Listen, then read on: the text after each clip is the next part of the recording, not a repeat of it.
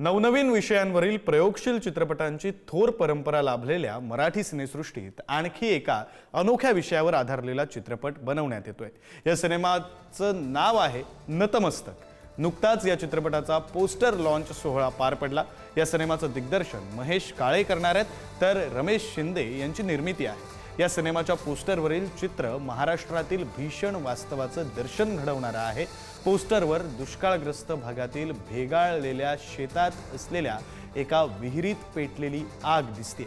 हा चित्रपट पुढील वर्षी संपूर्ण महाराष्ट्रात प्रदर्शित होणार आहे। नमस्कार, मी महेश काळे, नतमस्तक या चित्रपटाचा दिग्दर्शक। आजच आमचं पोस्टर अनावरण झाले। तर ही जी फिल्मची कॉन्सेप्ट आहे ही वेगळ्या धाटणीची आहे थोडी, आणि ही नक्कीच लोकांना आवडेल। आणि हिच्यातून एक सामाजिक संदेश प्लस मराठीत काहीतरी वेगळं करायचं ही एक माझ्या मनात कायमच एक चुणचुण होती। आणि ही माझी तिसरी फिल्म आहे, आणि पहिल्या ज्या 2 फिल्म आहेत त्यांच्यापेक्षा पूर्णतः कॉन्ट्रास्ट आहे।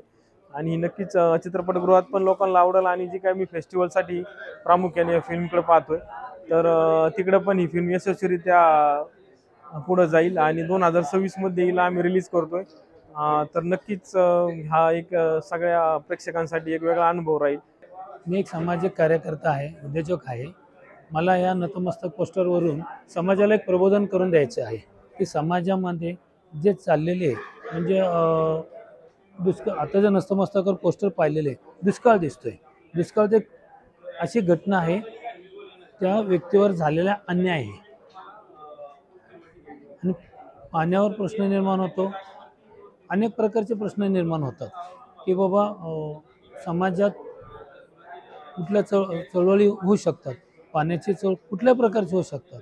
पण हे जे नतमस्तक तयार केलेलं आहे एक घटनात्मक स्टोरी, सत्य घटनेवर आधारित आहे।